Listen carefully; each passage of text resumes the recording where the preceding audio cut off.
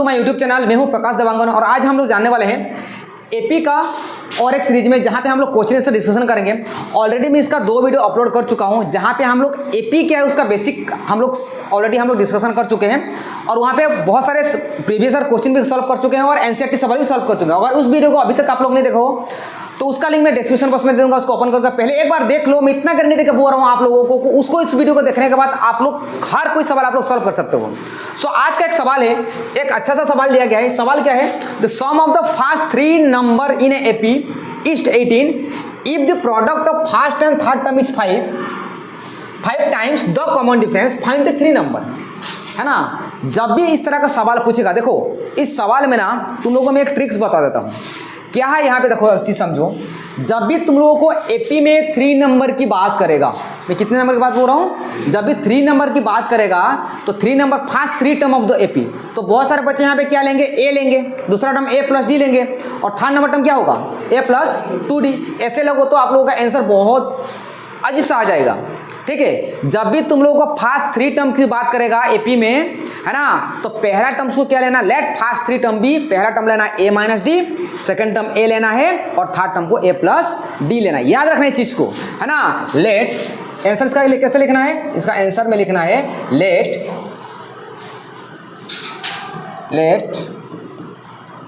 First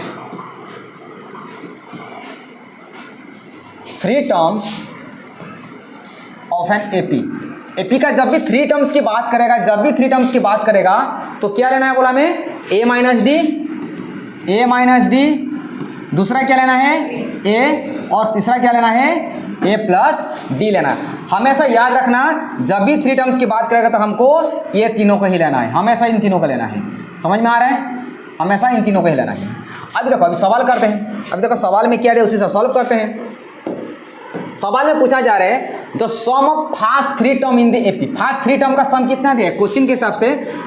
first 3 term AP का first 3 term का sum कितना किसके बराबर है बोल रहा है, 18 के बराबर है बोल रहे हैं। ठीक है भाई साहब, फर्स्ट 3 टर्म का सम 18 के बराबर, तो क्या हो गया, ए माइनस डी प्लस ए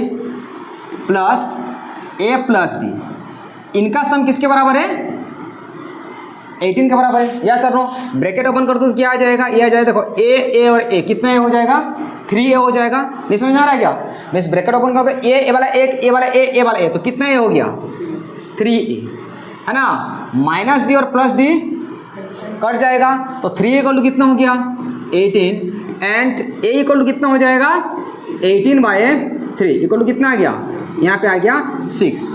ए का भी हमको निकल चुका कितना, 6 निकल चुका है। और गेटिंग माय पॉइंट, क्या सबको समझ में आएगा यहाँ पे, क्लियर है। उसके बाद आगे क्या दिया है, द प्रोडक्ट मीन्स मल्टीप्लाई, किस किस का product, the product of first and third term. ठीक है भाई, यहाँ तक देखो, first and third term is, मैं बार बार बोल रहा हूँ जहाँ पे इज लगेगा वहाँ पे क्या लगाना है, इक्वल टू लगाना है।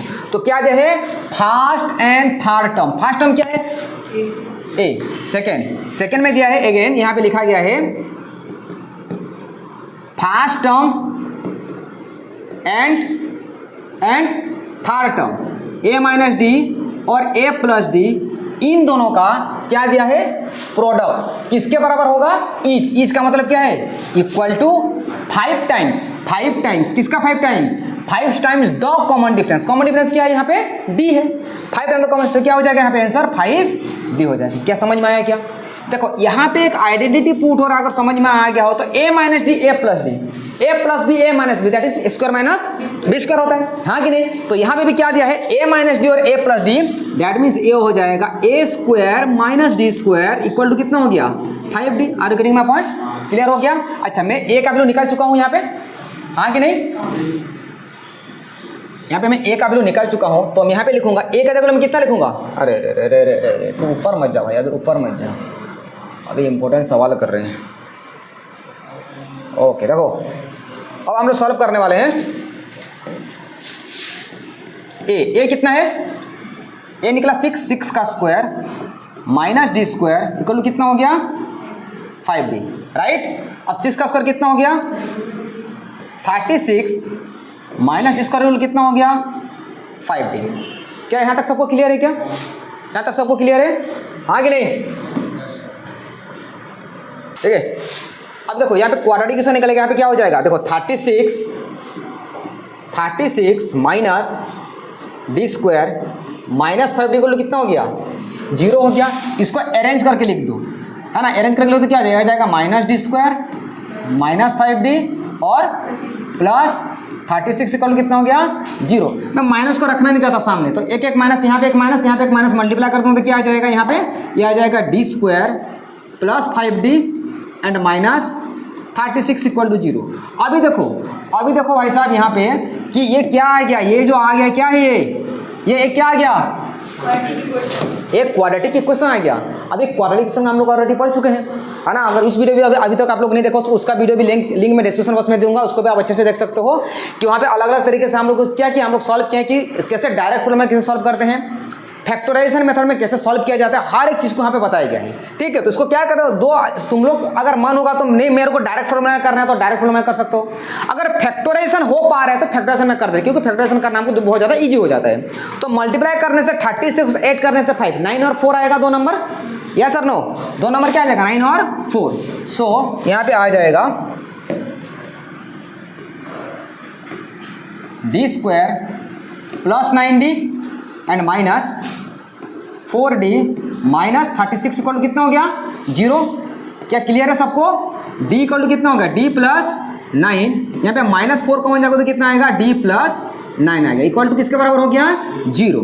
अगेन d प्लस 9 हो गया एंड d माइनस 4 आ गया, इक्वल टू कितना हो गया, 0। मैं यहाँ पे सॉल्व कर दे रहा हूँ, तो d प्लस 9 इक्वल टू भी 0 हो गया and d plus 9 equal to 0। So d equal to कितना हो जाएगा, -9, एक वैल्यू कितना आया, -9, और क्या दिया है d minus 4 equal to 0। So d equal to कितना आ जाएगा, यहाँ पे 4 आ जाएगा। तो यहाँ पे देखो d का वैल्यू भी निकल चुका है, d का वैल्यू -9 और d का वैल्यू कितना आया है, 4 आ चुका है। हमको निकालना क्या था, फाइंड 3 नंबर्स पूछ रहे हैं। अब a के जगह पुट करो तो d के जगह वैल्यू पुट कर दो। a के जगह मैं कितना पुट करूंगा, a के जगह पुट करूंगा कितना 6, d के वाला कितना पुट करूंगा, -9 पुट कर सकता, 4, तुम्हारा मन, जो भी मन होगा उस हिसाब से वैल्यू पुट करना है। यहाँ पे वैल्यू पुट कर दो, क्या आ जाएगा, यहाँ पे 3 नंबर 3 वैल्यू क्या हो जाएगा, यहाँ पे आ जाएगा। समझ में आया कि नहीं आया, क्या क्लियर है क्या सबको, यहाँ तक क्लियर है सबको। यहाँ पे 3 नंबर निकाल सकते हो आराम से, a का वैल्यू निकल चुका, d का वैल्यू निकल चुका, तो a और d आप लोग a plus d, a plus 2d, a plus 3d, a plus 4d उसी हिसाब से आप लोग निकाल सकते हो। इस सवाल तक क्या समझ में आ रहा है कि इसमें दिया क्या है और पूछा क्या जा रहा है, उदय क्या पूछा जा रहा है, मेरे को एक बार समझा सकते हो उसमें बोला क्या जा रहा है सवाल में, स्टैंड अप, क्या पूछा जा रहा है इसमें।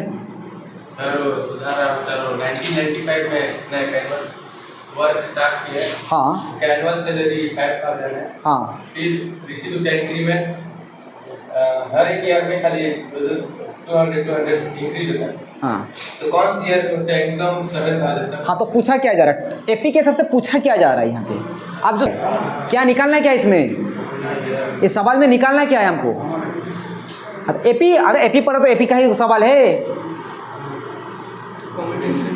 पढ़ो मारोगे मेरे को, बैठो। देखो यार, जब भी तुम लोगों को एपी का सवाल तब जाकर सॉल्व होगा, तुम लोग जब सीरीज बनाओगे, इसमें दिया क्या जा रहा है उसको पहले आप बनाओगे तब तो सॉल्व हो पाएगा, है ना। आप अकॉर्डिंग टू क्वेश्चन, जो क्वेश्चन या क्वेश्चन के हिसाब से एक बार एपी तो बना लेते हैं। जैसे कि पहले वाला जो सवाल था फास्ट 3 टर्म बोला था, तो फास्ट 3 टर्म भी जो बात करेगा तो मैं क्या बोला था, पहले टर्म को a माइनस डी लेना है, एक को a लेना है, थर्ड को a प्लस डी लेना है। तो इसी हिसाब से अगर तुम लोग समझोगे तब जाके होगा। यहाँ पे क्वेश्चन जो दिया गया उसी हिसाब से मेरे को एपी पहले बनाना पड़ेगा तब जाके होगा। तो यहाँ पे जो सुब्बा राव था इसका सैलरी कितना था,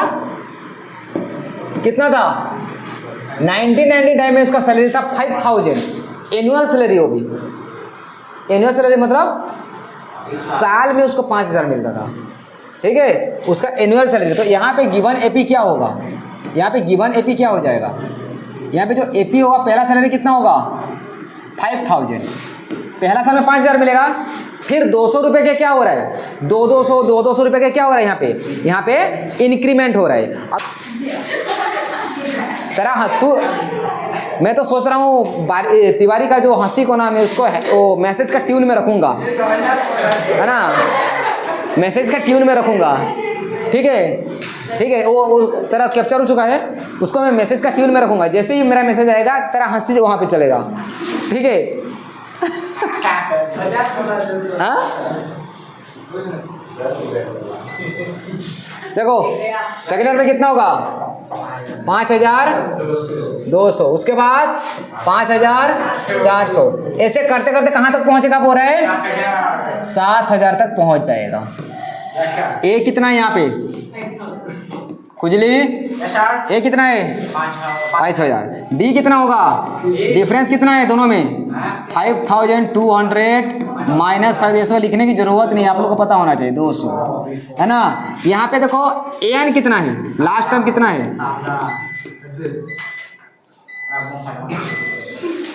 एन पूछ रहा है, देखते हैं हो पाएगा, लाइट चला गया फिलहाल अभी तो है ना।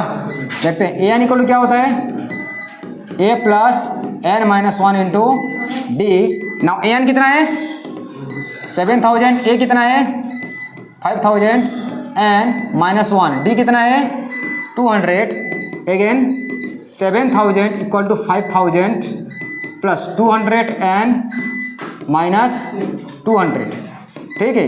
अब 7000 से 5000 कितना बचेगा 2000, ठीक है। या फिर इससे सॉल्व करने से भी चलेगा, इस 5000 को इससे डायरेक्ट लेके भी सॉल्व कर सकते हो, या फिर 5000 और 200 करेगा तो कितना होगा 4800 प्लस 200 एन आ गया 7000 माइनस 4800 इक्वल कितना हो गया 200 एन, कितना हो गया 7460, 7000 से 4800 करेगा तो कितना बचेगा, कितना बचेगा 2200 इक्वल कितना हो गया 200 एन हो गया। अगेन एन इक्वल कितना हो जाएगा 2200 बाय 200, 2 0 से 2 0, 2 से 2 0, 2 से क्या तो 11, तो कितना टाइम लगेगा 11 साल लगेगा उसको कंप्लीट करने के लिए। आया समझ में, इसको पहले सेम मारते यार को जी हाँ। आज का निफ्टी कितना है 0.37 माइनस में चल रहा है आज।